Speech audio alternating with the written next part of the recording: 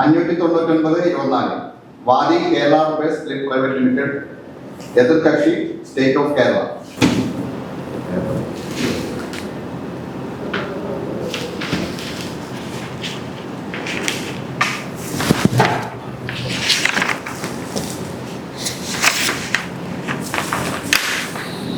Yes, വാദിഭാഗം.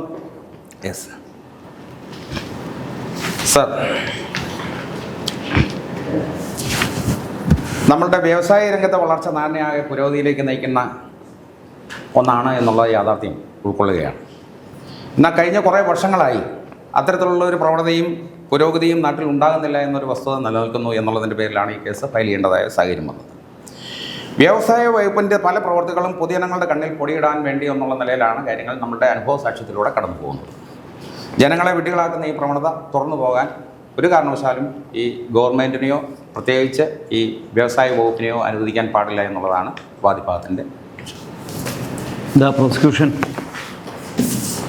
Sir, മുൻപൊന്നും ഇല്ലാത്ത രീതിയിലുള്ളൊരു വ്യാവസായിക വളർച്ച ഇപ്പോൾ കേരളത്തിലുണ്ട്. സമീപകാലത്ത് വളർച്ച ശ്രദ്ധേയമാണ്.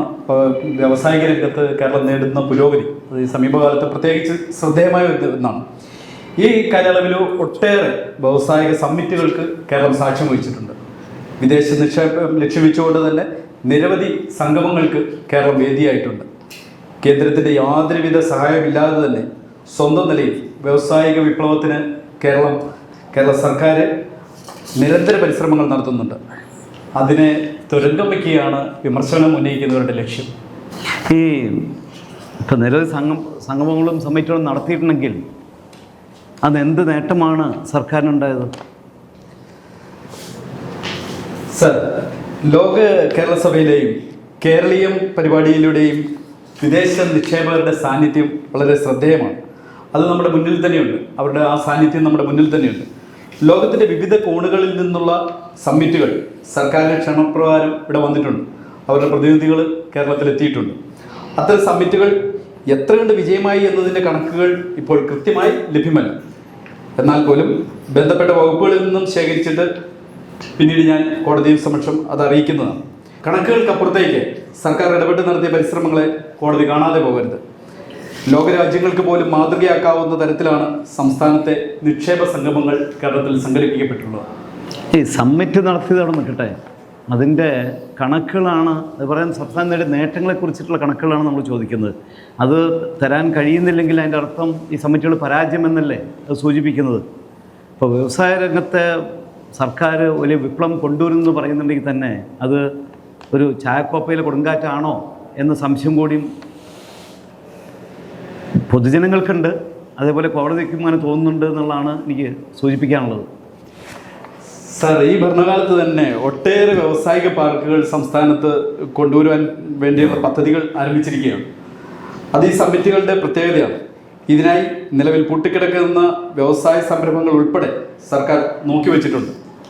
സംസ്ഥാനത്തെ സർവകലാശാലകൾ കേന്ദ്രീകരിച്ചും അല്ലാതെയും സ്റ്റാർട്ടപ്പുകളെ സഹായിക്കുന്ന തരത്തിലുള്ള പദ്ധതികളും സർക്കാർ ആസൂത്രണം ചെയ്യുന്നുണ്ട്. ഏറ്റവും ഒടുവിൽ നടത്തിയ വ്യാവസായിക സമ്മിറ്റിലും ഒട്ടേറെ കമ്പനികളാണ് ഇവിടെ നിക്ഷേപം നടത്തിയിരിക്കുന്നത്.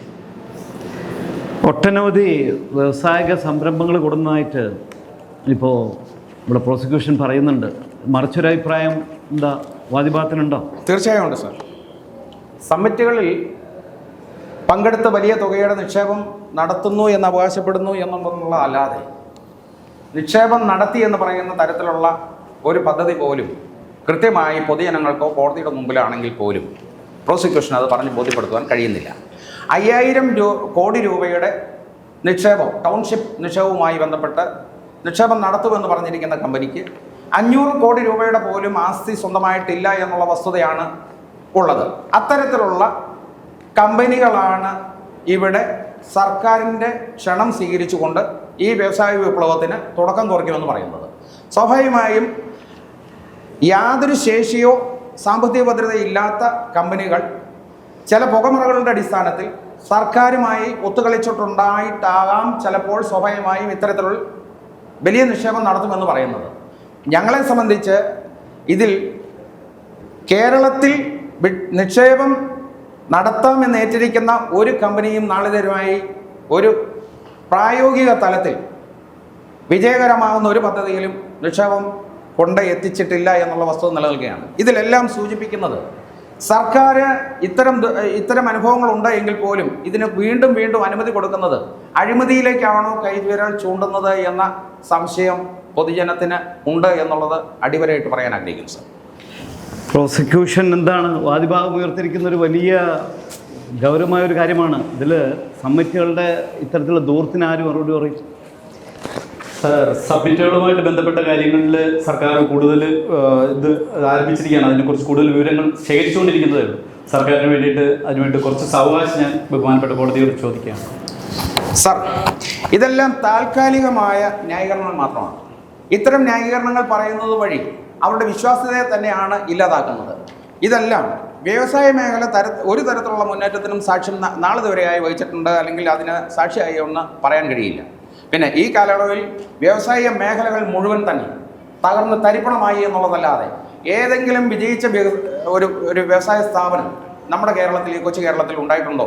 ഉള്ളതെല്ലാം സ്വാഭാവികമായും വിജയിച്ച സ്ഥാപനങ്ങളെല്ലാം കേരളത്തിന് വെളിയിൽ മറ്റ് സംസ്ഥാനങ്ങളിലേക്ക് തേടിപ്പോകുന്ന അവസ്ഥയാണ് സംജാതമായിട്ടുള്ളത്.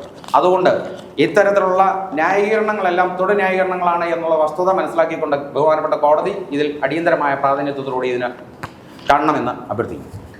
ഇവിടെ വാദിഭാഗം ഉയർത്തിയിരിക്കുന്ന പല കാര്യങ്ങളും വസ്തുതകളുള്ളതാണ്.